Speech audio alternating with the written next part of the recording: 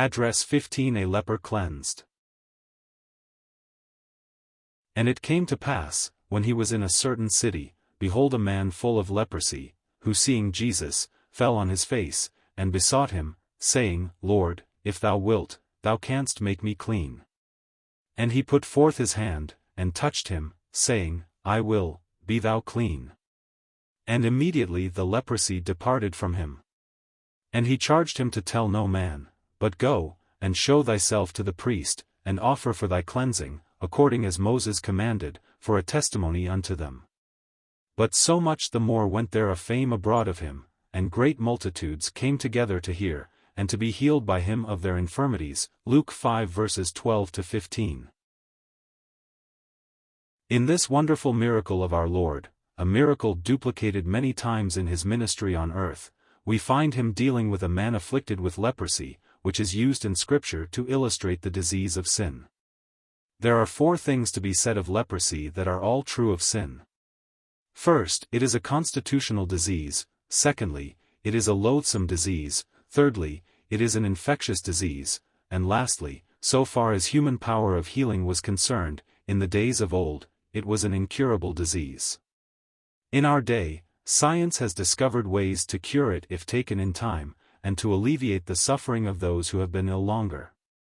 But in Bible times, no such method was known. God alone could undertake for the leper. That is what made the miracle of the Lord so significant. Leprosy is a constitutional disease, and in that it pictures man's sinful state by nature. You see, the trouble with all mankind is not that they become sinners by sinning, but they sin because they are sinners. We are born in sin and are shapen in iniquity. The virus of sin is in our being, from the moment we draw our first breath. We readily disobey God and go from one sin to another because of the sinful nature with which we are born. We do not all sin in exactly the same way, but the Scriptures say that all have sinned, and come short of the glory of God.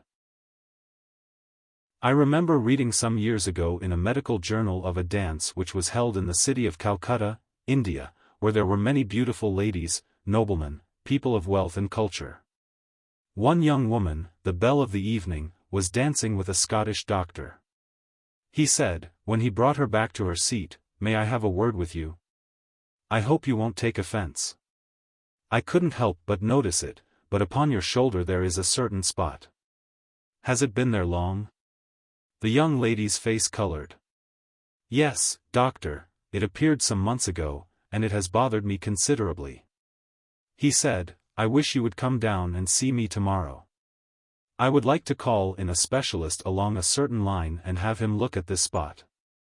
The young lady was rather frightened, but she did as he asked, and the next day after a thorough examination of the spot, she received word that she had the disease of leprosy. One little spot upon her shoulder, and yet the disease was working within, and soon it would be manifested more and more, and that beautiful body would be marked and scarred. Isn't that just like sin? And yet so often it seems to be such a little thing to begin with, some habit which one knows is not right, so insignificant, and it grows and grows until at last sin is manifested in all its terrible corruption. A little sin leads to something worse, and it increases until it is emphasized in the whole life and is a spiritual form of leprosy. Leprosy is one of the most loathsome of all diseases, and sin is loathsome. It is the most loathsome thing in the entire universe of God. It is the one thing which has blighted the whole universe, broken millions of hearts and brought dishonor to God, the one who created the world. There is nothing in his sight so hateful as sin. We are told in the book of Proverbs that, fools make a mock of sin, but among the righteous there is favor. Many are the foolish, careless, frivolous folk, who say, a short life and a merry one, and, we might as well get all the enjoyment we can and indulge in every evil. They do not seem to realize the loathsomeness of sin. Leprosy is an infectious disease. One might easily pass it on to others by contact with them, and that was why the leper, whence once discovered, was sent away from his friends and family. He had to dwell apart in the wilderness. The Old Testament regulations were very strict. He had to present himself before a priest to be examined, and if found to be leprous he was obliged to remain without the camp, far from the dwellings of healthy folk. He had to put a cover on his upper lip and cry, "Unclean, unclean." That is God's picture of the sinner. Separated from others, you see, because he might infect them. Those who live in sin are continually infecting others, for one sinner destroyeth much good. Yet in every heart is this virus working until checked by divine grace. Leprosy was an incurable disease in olden times, and sin is incurable so far as human help is concerned. Scientists and philosophers have tried to evolve plans and schemes which might rid the human race of sin, but today, in spite of all their work and effort, sin reigns and ruins as heretofore. We are as wicked a people as mankind has ever been. No cure has been invented but the divine one, the mighty power of the gospel of the Lord Jesus Christ. There was no possibility of mistaking this case. Leprosy was openly manifested. Some men's sins are open. In some men the sins are not so evident. We have no difficulty in recognizing that broken-down drunkard as a sinner. The licentious man's evil habits soon become evident to all. Some are able to keep their sins covered, like a leper covering his body with beautiful clothing. But God sees and knows all our wickedness and is going to deal with every man according to his word. However, no matter how sinful or vile we have become, no matter how polluted or unclean our hearts may be, there is healing and cleansing if we will but come to our blessed Lord, who is as ready today to deliver from sin and its guilt and power, as he was to heal and save those who came to him of old. No case is too bad for Christ. George Whitefield used to cry out sometimes, "My friends, Jesus will take even the devil's castaways." This expression gave great offense to Lady Huntingdon, who was a warm friend of Whitefield's as also of the Wesleys, but she thought the expression savored of irreverence and was not becoming on the lips of a gospel preacher.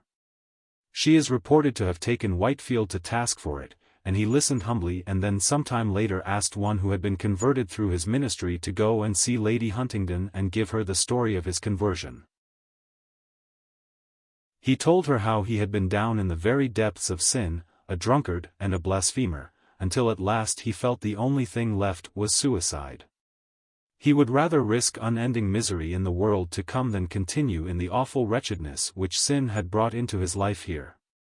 And so with this in mind he was on his way early one morning to throw himself into the River Thames and end it all, as he thought.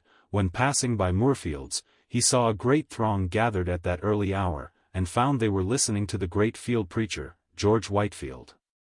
Drawing near to the outskirts of the crowd, he heard the stentorian voice of the evangelist exclaim, "My friends, Jesus will take even the devil's castaways." It went home to his heart and he came to Christ. As Lady Huntingdon listened to the story, tears filled her eyes, and when she met Whitefield again she said to him, "Do not be afraid to tell them that Jesus will take even the devil's castaways." We are told here that Jesus put forth his hand and touched the leper. Had he been but an ordinary man, such contact would have made him ceremonially unclean, but instead of that, the leper was immediately cleansed, and the Lord Jesus commanded him to go to the temple and offer for his cleansing according as Moses had given instruction. This instruction is found in the 14th chapter of the book of Leviticus. Perhaps never before had any priest in Israel for hundreds of years had a cleansed leper come to him in order that this service might be carried out. Jesus said it was to be for a testimony unto them, and how much it must have meant when a man thus healed came to the priest and asked him to examine him carefully, and then to offer the sacrifices as prescribed in this chapter.